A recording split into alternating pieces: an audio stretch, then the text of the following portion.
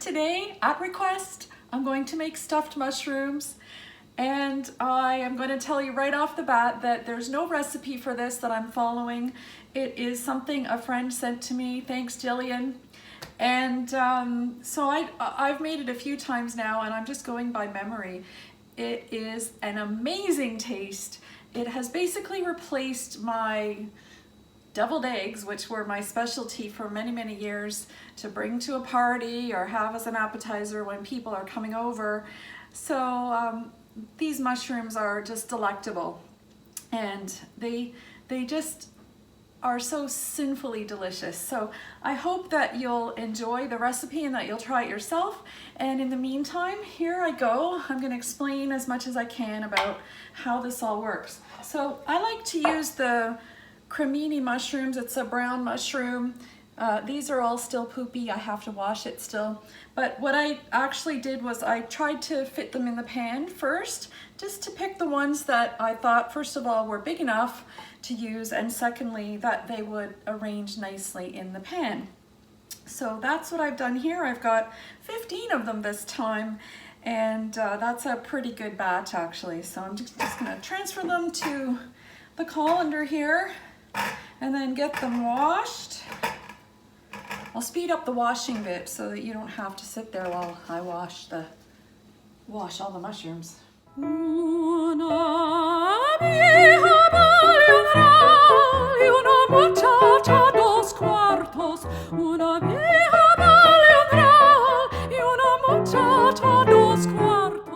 Okay, so they're washed, though I should wash the dish as well. Pero como soy tan pobre, me voy a lo más barato. Pero como soy tan pobre, me voy a lo más barato.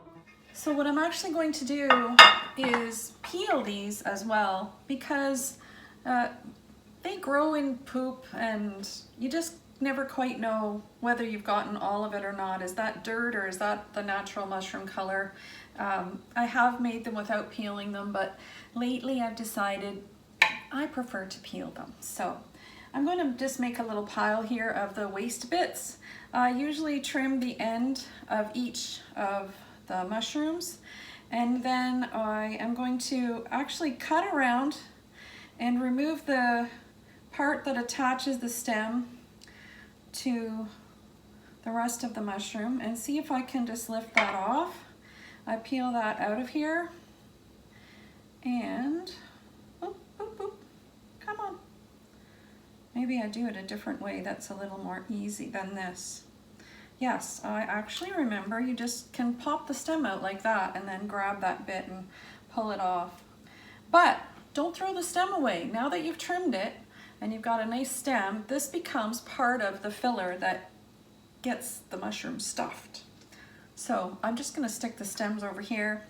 And now you can see I've got inside here a nicely trimmed mushroom. I think that to make a little bit more room, I'm going to also remove those gills. And I have a little silver spoon. I wasn't born with it or anything like that. But it's the perfect size. It's a mini little spoon and it has a pointed tip. And I just like to scooch around inside the mushroom here, pull those gills out. They're not really great meat. I'm sure they're clean and everything and edible, but I just want to make a bit more room for the stuffing. You can actually scrape out a little bit of the meat inside the cap as well. So there, you know what? If I use the countertop, I'm going to have a big mess to clean up here. So I'm going to put it all in a bowl. Get rid of it over here. And because this is quite time consuming, I'll speed up the rest of this as well while I finish all the rest of the mushrooms.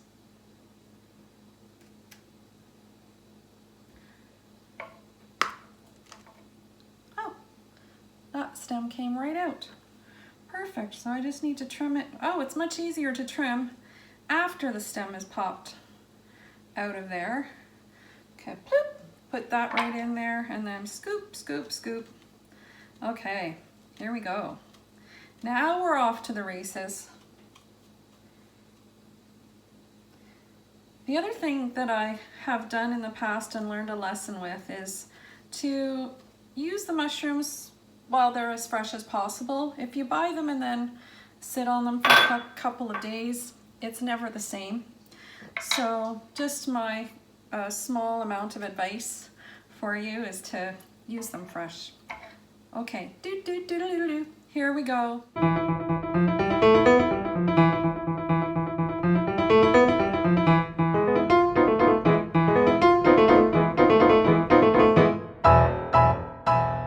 So now I'm peeling one of them just to give you an idea. Once you've cored it and gotten the center all cleaned out, the serrated knife with a short handle on it works really easily. You just sort of scratch it a little bit and then pull, and off comes the skin. It's super easy to do that. And then you've got a nice, clean, beautiful white mushroom, but with all the flavor of a brown one, because they do taste different.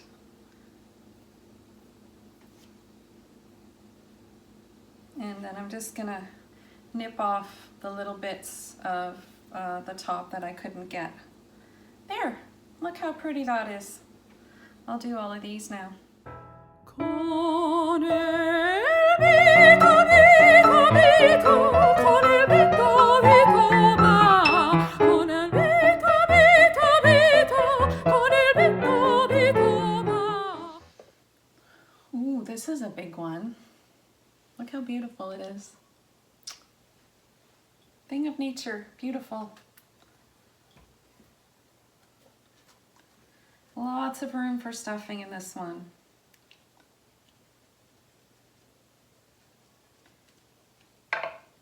Pop. Get that little ring off of there. And scooch the guts. Scoop. I'm probably throwing away a bit more mushroom meat than I need to, but I just want to make sure there's plenty of room in here. If you only have one sausage to work with, then keep more of the mushroom. Nice. Look how perfect. 2 to go. Okay. Mushrooms are done, nice and clean, fitting in the pan really nicely. They're just gonna sit there now while I get everything else ready.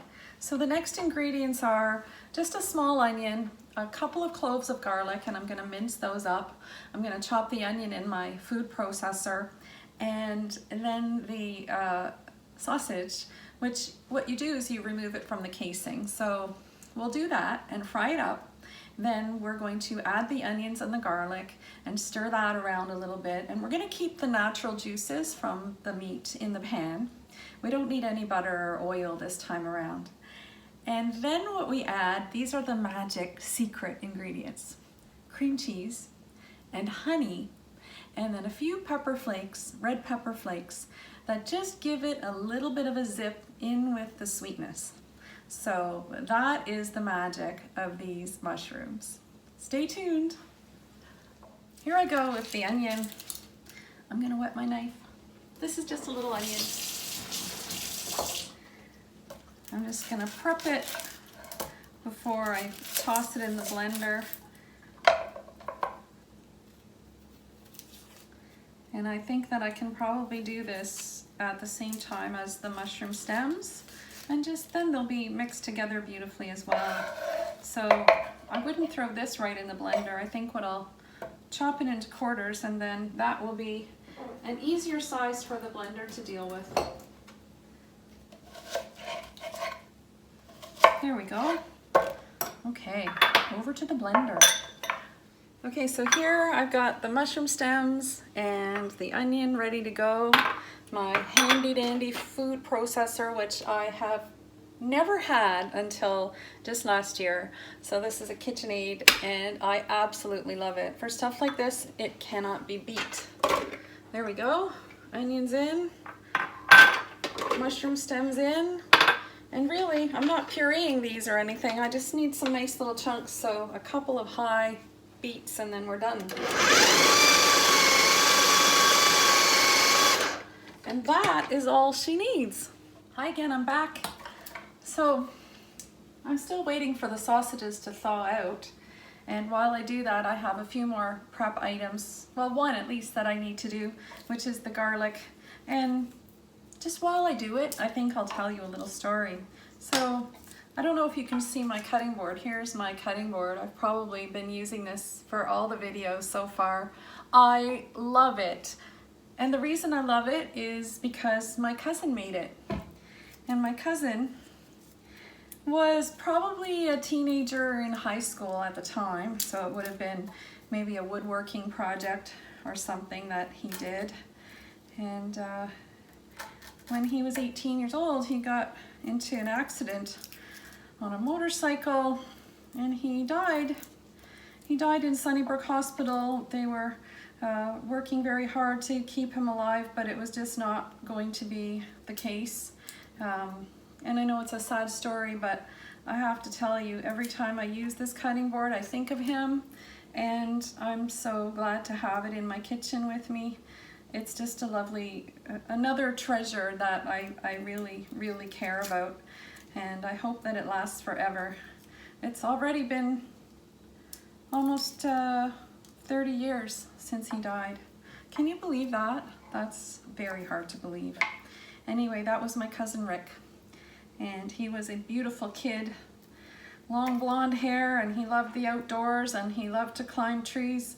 In fact, I have a photograph of him climbing a tree that I absolutely adore, and maybe I'll show that to you later. So I'll just continue with the garlic now. That looks like a good amount, just a little handful of it. There's always a bit stuck inside the little thing. You know what? I realize you can't see what I'm doing. I'm going to change that. Let's adjust the camera now. Round 2 of garlic pressing. I kind of just put half in and squeezing it 2 times. Gets it right through. Scratch it off of there.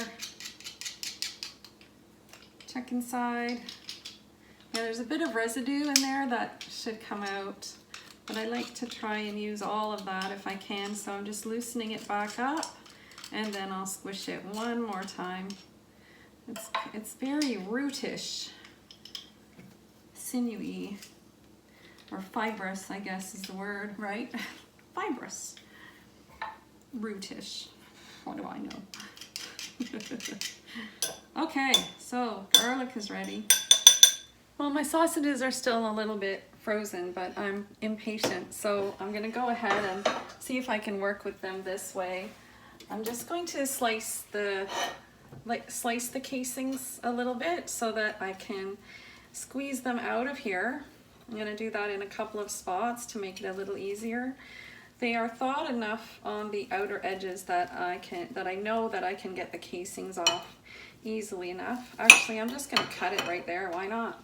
And then you just squeeze it out into the pan. Make sure that you wash your hands really well after handling pork. Same as chicken or any poultry, just my little tip. If you have a cut on your finger or anything like that, wash your hands really well and maybe just keep an eye on that spot in case it gets infected. And then you can put some cortisone cream or a bit of polysporin on there, and within a day it will be better. Okay, so that sausage is out of its casing. Here comes the second one. So much fun. Kind of gross, actually. When you consider that this is a bit of intestine, if the sausage is made properly. So these sausages are an Italian brand, and they have fennel in them, which also gives our stuffed mushrooms another beautiful flavor to add to the mix. There we go. Okay, Getting sie out of there. Yes, I use the formal in German for these sausages. Okay, that's about good enough. I'm just gonna wash up over there. I'm back. Now I'm gonna fire this up. Yes. This is my favorite burner. Do you have a favorite burner on your stove? I bet you do. I also like to use the big one on the front, but Eris always comes over and moves my pot, puts my frying pan somewhere else. I don't know. He doesn't like the big flame that comes out of there. Anyway, I appreciate that he cares. So I'm just gonna get these going here. They're gonna sizzle up. And you'll notice I have not turned my oven on yet, and that's because there's still a bit of time before they actually get baked in the oven.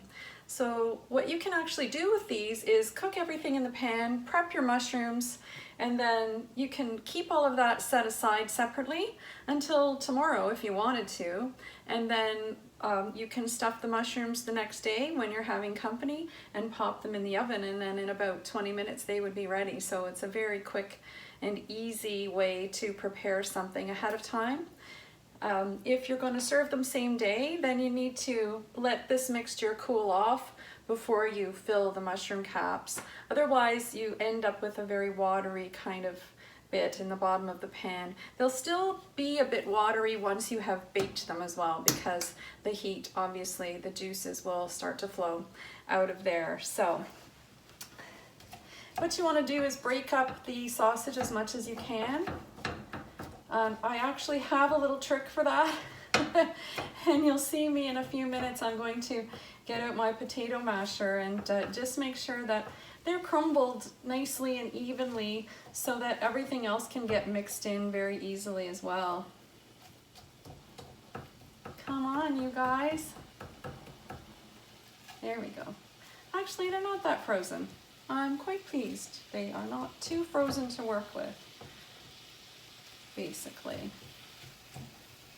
I will take you through my other ingredients as I add them to the mix. I've already told you what they are, but we'll talk about them again.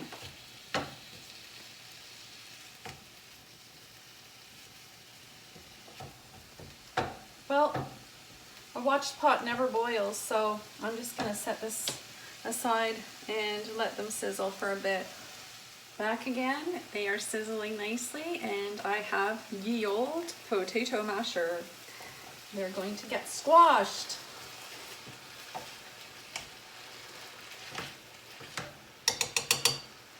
All right.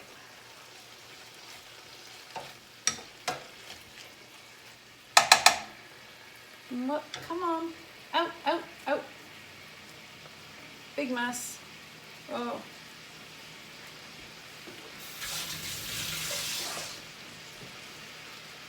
Pork is just one of those things that you do not want to undercook. So we are going to make sure it gets very nice and brown in the pan before anything else is added. Okay, now it's crumbled nicely. It's a lot smaller. I think I'll be mushing it a bit more. It gets easier as it cooks. Coming in now with a little bit of salt and pepper to taste. Just a pinch of salt sprinkled around in there. And a little bit of ground pepper. 1, 2, 3, 4, 5, 6. 6 grinds. Ought to do it just fine. Things are coming along really nicely now. It's nice and crumbly. It's this nice small crumbled mixture. I'm just gonna turn the heat up a tiny bit, get it sizzling a little faster. If you don't eat pork, you could always substitute another meat. Maybe ground turkey would be kind of a fun thing to try. Or beef. I have made these with beef when I was in a pinch and didn't have any pork. So it really doesn't matter what kind of meat you use, but pork is the preference because of the taste. Again, it's utterly sinful and delicious, so with pork, but it will taste very nice with beef as well. I remember to put the exhaust fan on. I hardly ever remember to do that either. So that's something else. Eris comes along and he puts the fan on for me. So helpful. Okay, oh, it's starting to get brown. A few little spots.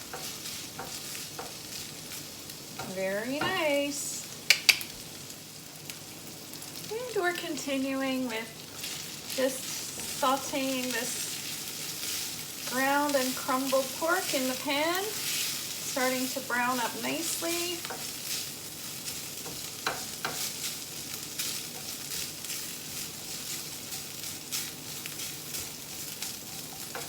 I think now that I've gotten it to this stage, I'm going to put in the onions and mushroom bits that I blended. So here we go. Just get those going in there too, because we don't want raw onions in the mix. We would like them to be softened. I suppose you could saute the onions first as well. But I just thought I'd save a step and throw them in the blender there with the mushrooms. So I think that it's important to be attentive and just stay here with your pan as things cook.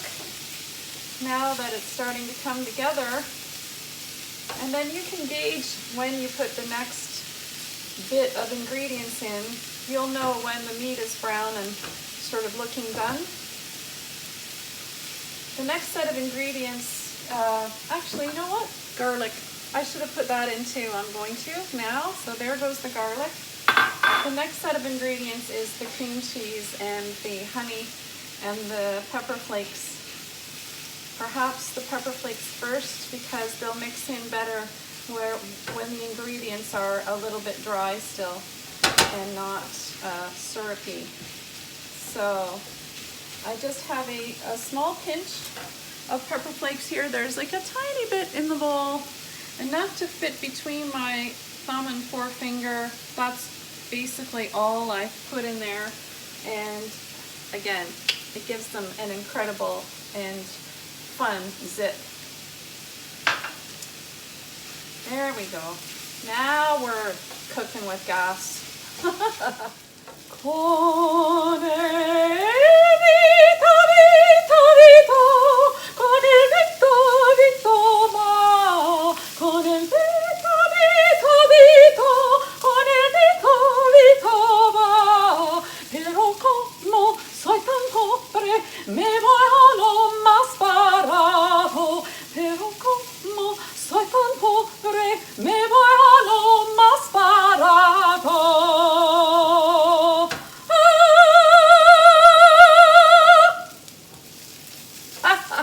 Such a fun song. Okay, this mixture I think is looking really nice now. The onions are transparent. That's how you know they're done. And the meat is getting brown and a little bit more crumbly, separated in the pan. And the pan is turning brown underneath too, so I think my heat's a bit too high. I'm just gonna lower that a bit now. I'm on medium heat. And here we go. I'm going to now add the last two ingredients. So the first one is cream cheese. And the recipe that I have, it depends on how much meat you have here and how many mushrooms you have. It calls for about 6 tablespoons. I usually just scoop it out of the container like that and drop it in. And so that's 1, that's 2, that's about 4 tablespoons now actually, because it's very heaping. I'm not really measuring here, but I think that, let me do that 3 times roughly, get that in there. And then this is going to melt beautifully in the pan, but you have to be patient with it. And it's still kind of clumpy for a bit. Stir it around, move it around, and mix it into the meat. And you will know when things are all mixed together, you'll be able to tell that it's time for the honey to be added. And I'm sad to say that I have to use store-bought honey right now. It's all we have in the house. Generally, I would really prefer to be using honey from Petrina, but we don't have any. We didn't go to Greece last year, so we are doing without. And it's really a wonderful staple to have in our house because it's so soothing for all sorts of things. It's wonderful in a cup of tea. It's wonderful in a mixture like this. It's terrific on toast or with peanut butter. And we use honey also to glaze a turkey. So we've always got honey going in the house. It's just a travesty right now that we don't have our Greek honey. Too bad. Well, I have a Greek honey.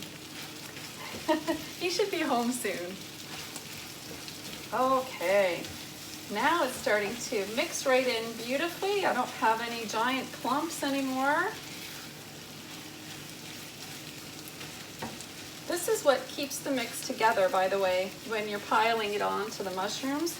You don't want anything loose because then it doesn't keep its shape and it's very hard to work with if it keeps falling out of the mushrooms. So this cream cheese and honey added to the mix is really the key ingredient for the structure of the project. Everything's a project for me. Okay, I'm gonna pour the honey in now. Honey, here we go. So yeah, I'm sad. I just have Billy B here. I know I could probably buy some local honey and maybe I will next. This came home from one of Eris's shopping trips, so I could blame him maybe. I'm not measuring either. I'm just sort of covering this with honey like that. That's not very much. You really don't need a lot for the flavor to work its way in and do something terrific with that. So here we go. All right. And it's ready. I'm going to remove it from the heat now and let it cool off, and then I will come back to you and we'll stuff the mushrooms together. How about that? Good, just look at that. Ooh. Don't you wish you could just come over and grab one of these mushrooms when I'm done? Oh, I wish I could share them with you. So delicious. It's time for the final step. And I'm going to be filling the mushrooms now with the filling. So it's been cooling off and it's gotten quite sticky, which is exactly how you want it to be. And I've preheated the oven, so that should be beeping any time now. The oven will be set to 400 and you're gonna cook these for about 20 minutes. So I usually start with just popping a little bit into the mushroom, not a heaping amount, because I just want to make sure that I have enough for every mushroom, and then I'll just add a dollop on top of that once I've kind of gotten the first round of fillings put in there. Also, if you put it in too tight, you might run out sooner than you'd like to run out. So try and keep it loose. Just pat it down a little bit so it doesn't roll off or out. And then once you've gone around all of the mushrooms, you can then go back and see what's needed to make them just look like little mountains of deliciousness on top. Some of them are bigger than others. So, but it looks like I have a lot of meat here, so I'm just going to keep going with them. I'm getting very hungry too. I can't wait to eat these, but I'm going to have to wait until Eris gets home at least, because it wouldn't be right for me to start mowing these down before before he even gets here today. Off he goes to Waterloo every so often, and it's a long wait for me to wonder and worry about the trip home, but he always makes it just fine. But I can't help worrying. Just how it is. Okay. Coming along here, I'm done about half of them now.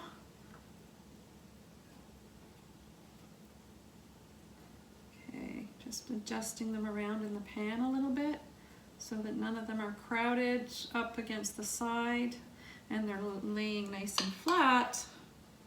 Again, we don't want to lose any of the topping down into the bottom of the pan. Yum!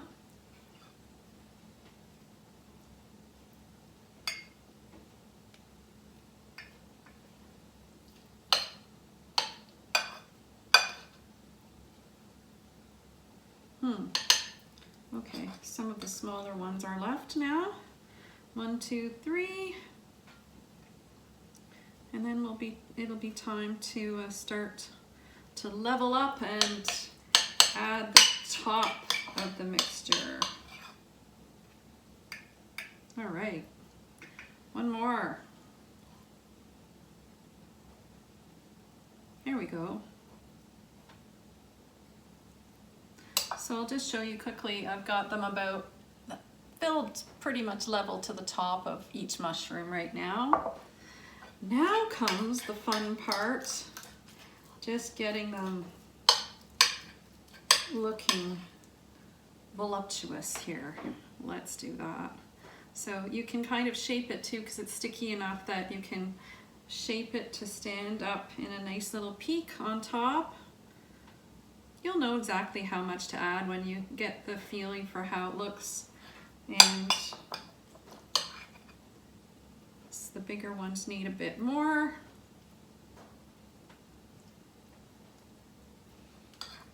There we go. Coming along very nicely.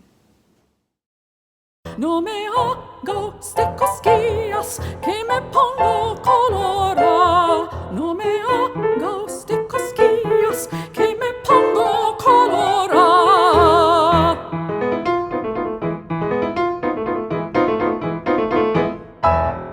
Now let's see, I've got a tiny bit left. Which one needs more?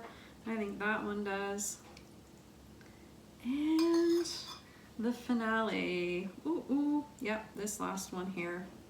There we go. So, look at this. They're ready for the oven. Bit of juice in the bottom, but they are absolutely delicious looking. Wow! Now you're gonna do it now, aren't you? Yay! Hope you'll enjoy this. I'm sure you will.